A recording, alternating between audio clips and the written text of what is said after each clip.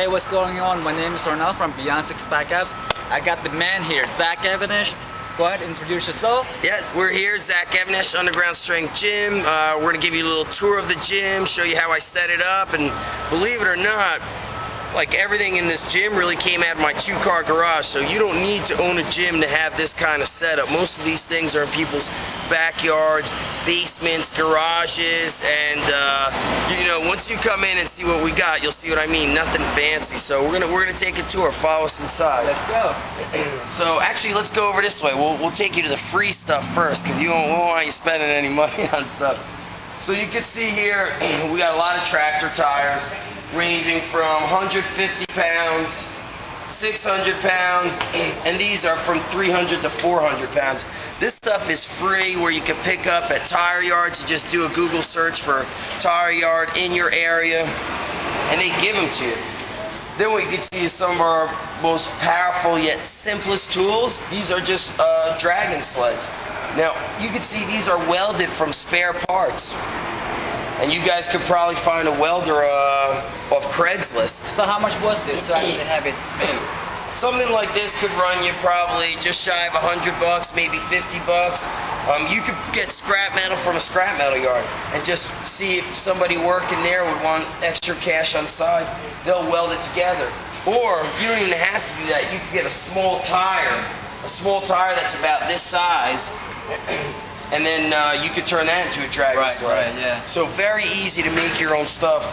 This stuff was all welded. You know, nothing in this gym, or probably 90% of it, is used or has been made from like some sort of hardware. Yeah. Keep it down. Keep it Absolutely. So sleds, tires, real simple stuff. And let's take a walk inside. You'll see some of the other real simple stuff here.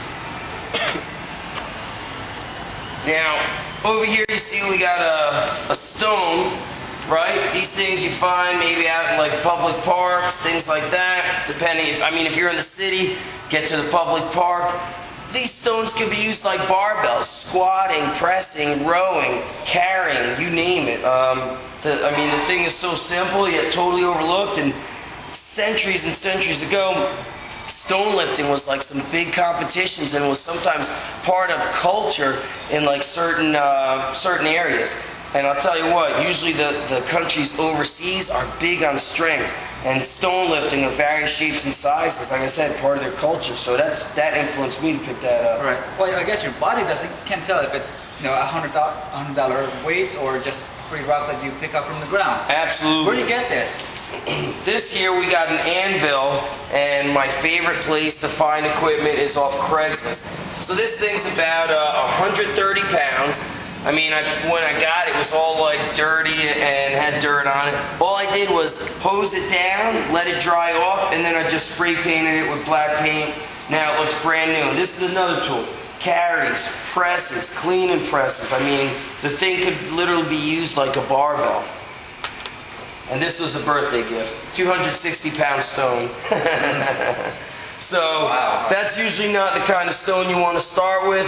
Those stones you got to make, but I think what we want to do is let's show them the stuff you get for free or real cheap. Let's come over here. This is stuff that you really need to get. We'll come to the sandbags later. Look at this dumbbell rack.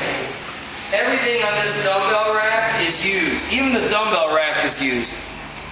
These are all old weights that were picked up either from eBay, Craigslist. Even these that were fairly new, I found in a fitness store that had like a basement, and they would just sell used stuff. Nobody was buying it. They all thought they had to get new stuff. I think these weights here, all here are from the 70s. A guy opened the gym in Newark, New Jersey. He was a welder. He welded. You can see a lot of the stuff together. And it's been around for decades. And you know what? People don't want to see new stuff. These weights have history behind them, so you don't know like who's used them and where they come from. And to me, it's just much better. I like to lift these older weights. And even this dumbbell rack, it's used. So dumbbells are a definite must that you need in the home gym. You can get very heavy dumbbells. You can see this is 130 and this is 150 pounds. You don't need a big cumbersome barbell. The dumbbells are easy to just kind of stash in a corner. That's a must-have if you're setting up your old school home gym. You gotta have this, all right? Okay. All right, so let's take them to, let's show them the sandbags. This is a must right here. If you get two things in your home gym, sandbags you need to make and get the used dumbbells.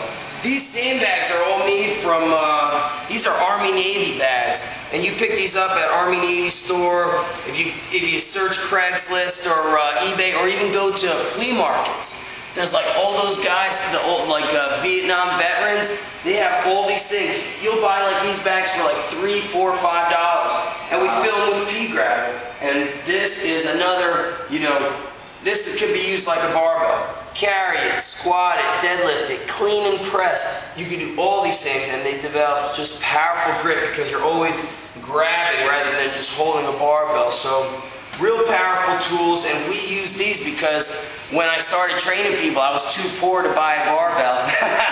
So I had to make this, and the total cost of a sandbag and pea gravel and all that stuff, $30. You know, you get a $30 bag and you're really set to go. Where else should we take them, Arnel? What about kegs? Kegs. Real simple stuff here. Pick these up. Well, you're not going to be able to get them from just anywhere. Some people are going to look at you real funny. They're going to think that you're kind of a little bit of a whack job. So you got to go to a place that possibly you know, and you tell them, hey, I'm owning a gym. Tell them you do strongman training, and we use the empty kegs and fill them up with water. Let them know you'd be happy to pay for them, and usually it's like a $10 recycling fee.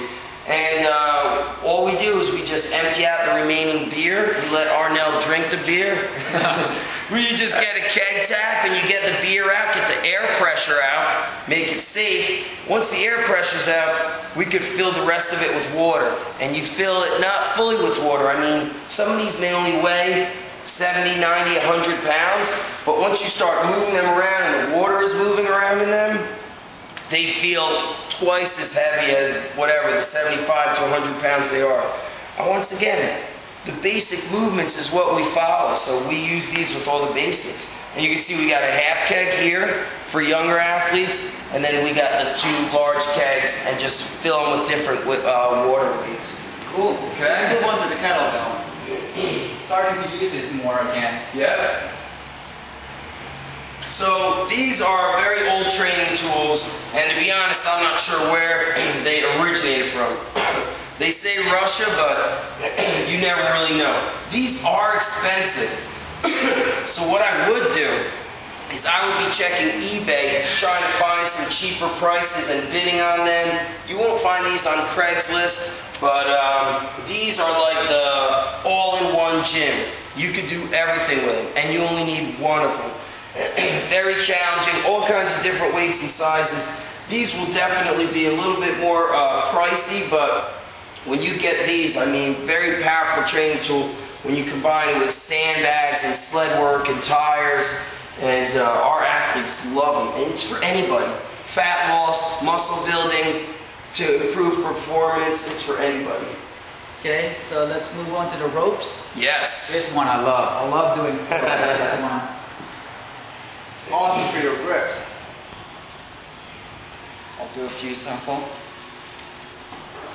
But what can you say about the ropes? I mean, the ropes are, this is kind of like what physical culture began with. Remember like old physical education classes? Oh, I love that. Climbing ropes. Right. It's excellent for your upper body. This is really where physical education should have stayed. With the climbing ropes and the gymnastics equipment. You'll find ropes in wrestling clubs, martial arts studios, gymnastics training clubs, and back in the, I'd say, early 1900s, gyms were called physical culture studios, and they had climbing ropes, and it was climbing, rowing, all kinds of gymnastics and like acrobatic movements. But if we just do the basics on this, it's really for developing the hands, the grip, the back, lots of pulling. But we could also develop the abdominals by doing like climbs with your legs in the LC position. Probably one of the most powerful movements that anybody could use, whether you're an athlete or not, is climbing rope. I mean, if you you have access to a rope, use it. And you can see this ceiling is not high. So most garages or basements have ceilings low like this. So what we do is we do climbing from the seated position. How thick is this? This is 1.5 inches. You could go 2 inches, but 2 inches is going to be for a very advanced person and also somebody who has big hands. And I'm talking like usually big hands are going to find on somebody who's like 6'2", 6'4". 1.5 inches is plenty. If you go thinner, it actually makes it more difficult because it slips through the hand. And this is manila rope, so it's good for the it's easier to grip. Not the cleanest. It'll fall apart a little bit, but this is the one I recommend. Well, you definitely have a lot of equipment here, but if you're just starting out, what do you recommend? Just the basic tools you need just to get this going. If you're doing, just to get started, make yourself 1 sandbag, and you probably don't even need to go that heavy. If you're new to strength training, 50-pound sandbag. Intermediate, have a fair amount of strength, and even an advanced lifter, go with 75 pounds, because 75 pounds in a sandbag is much different than 75 pounds on a barbell. You could always make one later. So 1 sandbag, 50 to 75 pounds, and then you want to get several dumbbells. And you don't necessarily need pairs. So you don't need 240s, 250s. You want probably a light one, a medium one, and a heavy one. So depending on strength levels, it could be a 20, 40, and 60 pounder. For some, it could be 50, 75, and 100 pounder. So you have to kind of have a feel for what your strength level is. So 3 dumbbells, light, medium, heavy. 1 for warming up, the medium one for higher reps, and that heavy one for pushing strength. And then of course, do a search. Find a tire yard, go to the tire yard, see what weight feels good for tire flipping, and from there just get 1 tire. 1 tire, so keep it minimal, which I always advise people on. You want to like create a training environment with minimal equipment, and you could always go heavier or trade things off as you continue to grow your own home gym. And a lot of this stuff was in a 2-car garage. The only things that weren't in there were all the tire. We had 1 tire, and we had that power rack, so only this thing was missing. And that 2-car garage was, was a pump in place, but you could do this in the corner of a room, keep the stuff in your backyard. The dumbbells could get a little rusty, or you could cover stuff with a tarp, and you're good to go. You could get so strong and extremely well developed and very fit. Sandbag, couple dumbbells, 1 tire, minimal equipment, maximum results. Nice. Okay, so we're gonna kill it. We're gonna kill it. Come back for more. Don't run away. Don't be scared of us. We're coming back with crazy stuff.